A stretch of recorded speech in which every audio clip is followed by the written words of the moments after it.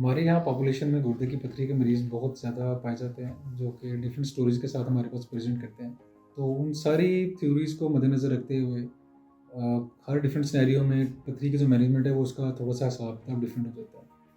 जैसे कि गुज़िश्ता वीडियोज़ में डिस्कस कर चुके हैं, इसकी सारी वजूहात की बनती कैसे हैं और क्या होता है। आज हम वीडियो में इसको मैनेज करने का तरीका आपसे डिस्कस करेंगे। सबकॉन्टिनेंट में सबसे कॉमन जो वजह है, वो जैसे डिस्कस हुई है, डिहाइड्रेशन है। और उसके अलावा फिर मेटाबॉलिज्म के डिसऑर्डर्स आते हैं, उसके अलावा फिर डाइट का पैटर्न आ जाता है।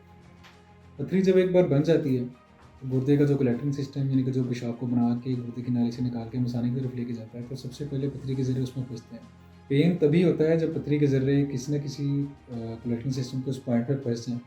जहाँ से पेशाब आगे थ्रू नहीं हो रहा है या गुर्दे का जो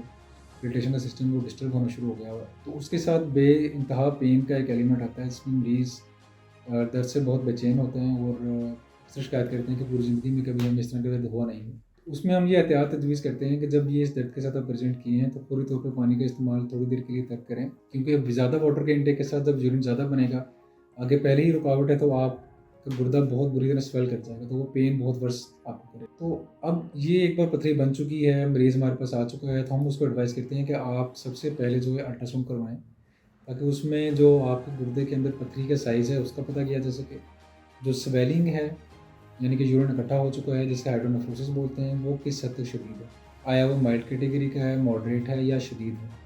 और गुर्दे की पथरी के साइज़ के मुताबिक फिर हम तजवीज़ करें कि आया इस साइज़ के ऊपर हम मेडिसिन से ही काबू पा सकते हैं, या कि हमें फर्दर एक्स-रे करवाना पड़ेगा या सीटी स्कैन करवाना पड़ेगा, ताकि हम शुआओं का सोचें। या अगर शुआओं वाली रेंज से भी पथरी बाहर है, उससे भी बड़ी है, तो फिर हम इसके लिए सर्जिकल ऑप्शन को जो है वो गौर करें। तो अक्सर पथरियाँ जो कि जिनके बारे में हम कहते हैं कि किडनी के अंदर हैं, जो कि 1 सेंटीमीटर से ज़्यादा हैं, 1.5 या 2 सेंटीमीटर तक चली गई हैं, उनके लिए हम शुआओं का ऑप्शन जो है अपने पास महफूज़ रखते हैं। मगर सीटी के ऊपर हम उनकी डेंसिटी यानी कि उनकी सख्ती देखते हैं कि बहुत ज़्यादा सख्त पथरियाँ तो नहीं, जिस तरह कैल्शियम ऑक्सलेट की पथरी है,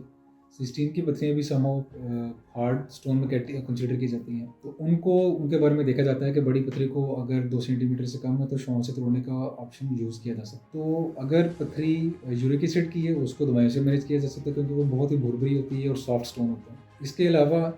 जो हार्ड पथरी हैं, जो 2 सेंटीमीटर से भी ज़्यादा के साइज़ की जा चुकी हैं, उनके बारे में ये होता है कि हम ऑप्शन मुख्तलिफ यूज़ कर सकते हैं कि हम एंडोस्कोपिक तरीके से या तो RARS रेट्रोग्रेड इंट्रारीनल सर्जरी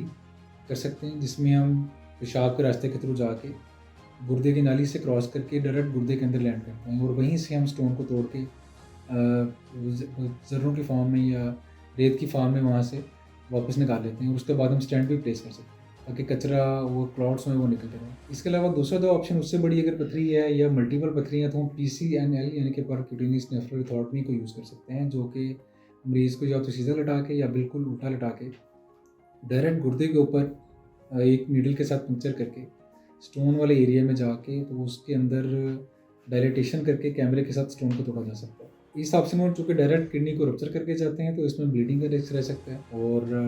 खून जो है उनके साथ जो आस-पास के जो ऑर्गन्स हैं, उनके डैमेज होने का चांस हो सकता है। इसको नहायत एहतियात से किया जाता है, और फ्लोरोस्कोपिक इमेज में या अल्ट्रासाउंड गाइडेड टेक्नीक के साथ इसको परफॉर्म किया जा सकता है। उसमें एक कैलकुलेटेड तरीके से जब हम अंदर पहुँचते हैं, तो हम स्टोन को टोटल ब्रेक करके सारे के सारे पार्टिकल को निकाल सकते हैं, और ये बहुत एक नोबल प्रोसीजर है, और आजकल हमारे यहाँ पे बहुत और सिर्फ इसमें ब्लीडिंग का रिस्क कॉमन है। इस सारे अमल के बाद जो है मरीज़ को फिर हम कुछ एहतियातें भी बताते हैं, ताकि दोबारा पथरी ना बने। उसमें रेगुलर वाटर का इनटेक,